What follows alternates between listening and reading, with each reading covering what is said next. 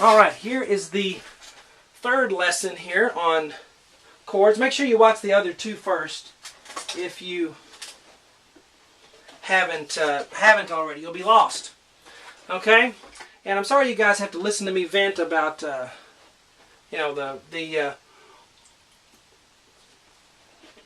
friend on YouTube who's basically impersonating me.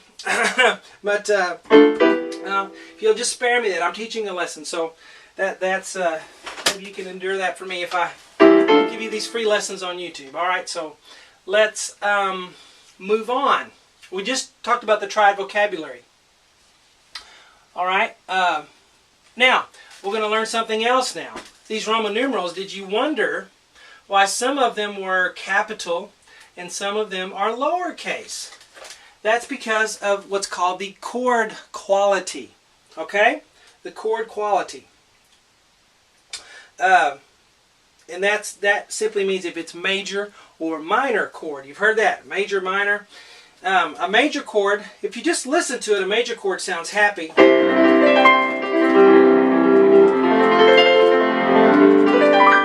Alright, a minor chord is going to have a sad or melancholy sound.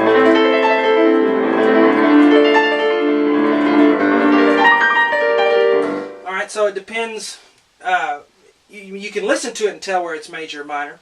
But I don't want to just listen to it. I want to know why. What makes it sound happy? What makes it sound sad? Okay? So, these are the chord qualities. C is major, so I put a capital 1. And the 2 is minor. The 3 is minor. The 4 is major. That's a capital.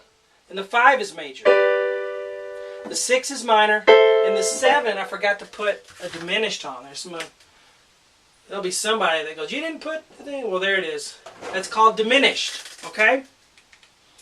Alright. Now, you can't get this stuff from just watching my videos on YouTube for a couple of years and then, repackaging it and trying to pass it off. You got to take all the classes that I've taken, study piano hard like you do, to really get this stuff to be able to teach it. So hopefully I'm doing a good job teaching it to you. Alright, so that's the 7 chord. It's diminished. It's the only one that's diminished. And that little symbol tells us that it's diminished. And I'm going to tell you why it's diminished in a minute. But notice the 1, the 4, and the 5 are major. 1, 4, 5. Now I'm going to tell you a little secret. It's not really a secret.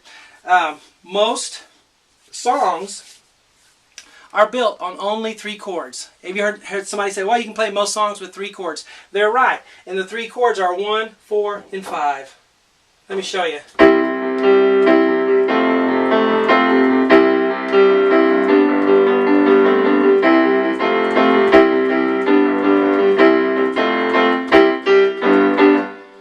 Three chords. I could go all day making up stuff with the 3 chords and not even use the other ones, okay? But these are called the primary chords, 1, 4, and 5. Now that's not only true in the key of C, it's true in every key, major or minor keys. 1, 4, and 5 are the primary chords, and they're the ones that are used the most, and they're the strongest chords, okay? 1 is the strongest, then you have 5 being the second strongest, and 4 next. This one's called the tonic chord. This one's called the dominant chord, and this one's called subdominant, if you're interested in that. Tonic, dominant, subdominant. Okay? This is just music theory here. 1, 4, and 5. The 2 and the 3 are minor. The 6 is minor. The 7 is, well, I should have done this, is diminished. Okay? So let's get into it. Why it's called major and minor. I should have prepared my board better. Sorry about that. But I got to hand it to that the friend we're talking about who just copies my stuff and passes it off as his own. His computer thing looks really nice. The way he puts up the letters is really good. If he were actually good at teaching and figuring out stuff, I would have to be worried. But all right. Major and minor. Let's take a major chord first. Alright, and I'm going to use, let's see. I'll use a green here. Yeah. Alright, we start on C. This is what makes it major. If I go from C to E, I'm going to have 5, and I've never known anybody to teach it this way, but I do it because I think it helps people understand. It's called a major third. 1, 2, 3, 4, 5. If I count every note, it's a total of 5. The gross amount. 1, 2, 3, 4, 5. Okay? And then if we go from E to G, it's called a minor third. 1, 2, 3, 4. See that? From E to G is a 4. Now that's what makes a major chord. Is you have, see this, from the root to the third is 5, and from the E to the G is a total of 4 notes. Now, we can call it, major third, minor third, because, that's really the name of it. C to E is a major third, and E to G is a minor third. Because it's a smaller interval, right? They're both thirds. C to E is a third, E to G is a third, but the difference between them is this is a major third and this is a minor third, because this one has 5 notes included and this one only has 4 notes included. Make sense? Major, minor makes a major chord. Now let me show you something.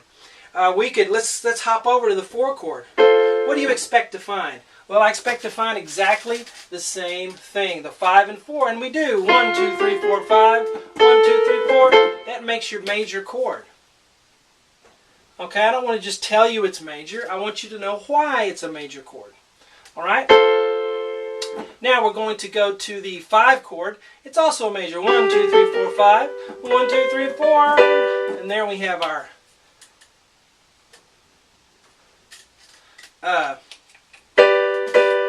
major chord as well. So those are our primary chords, 1, 4, and 5.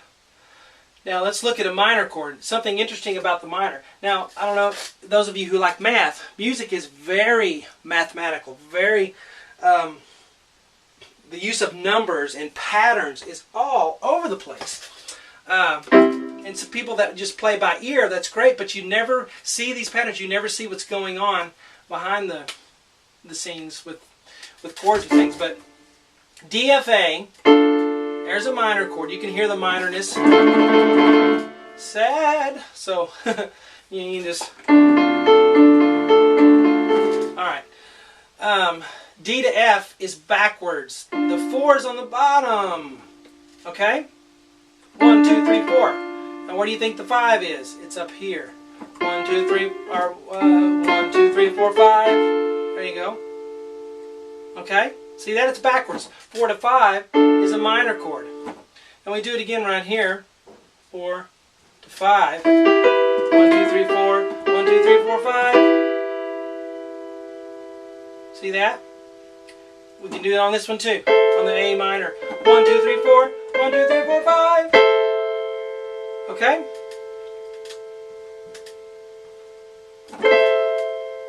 And then the diminished one, guess what's going to happen there? Because that one sounds kind of crazy.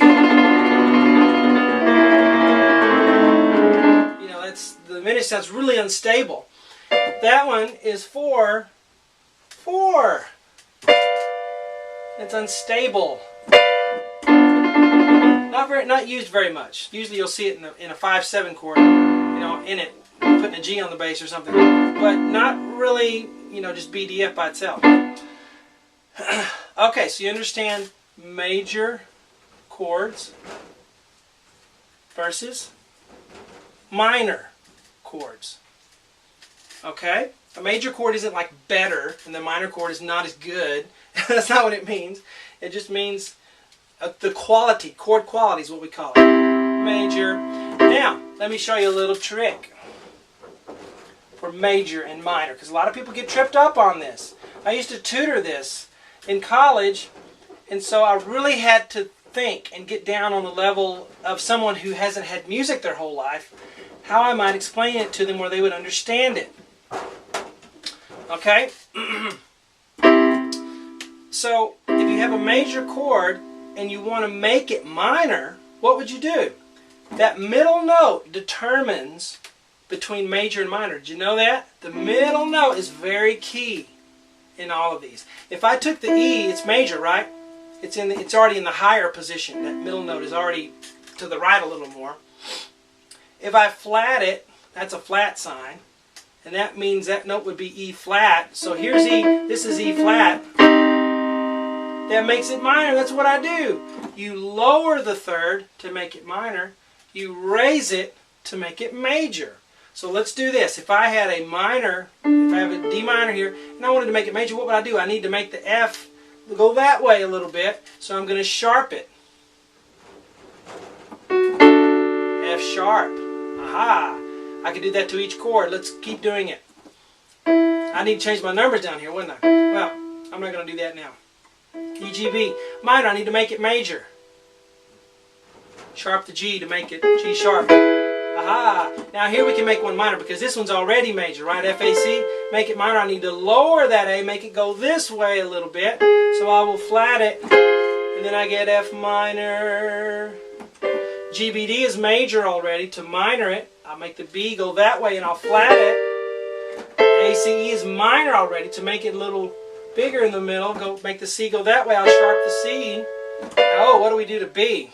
Let's not mess with that one right now. All right, you don't want to mess with the diminished chord. They'll come back at you.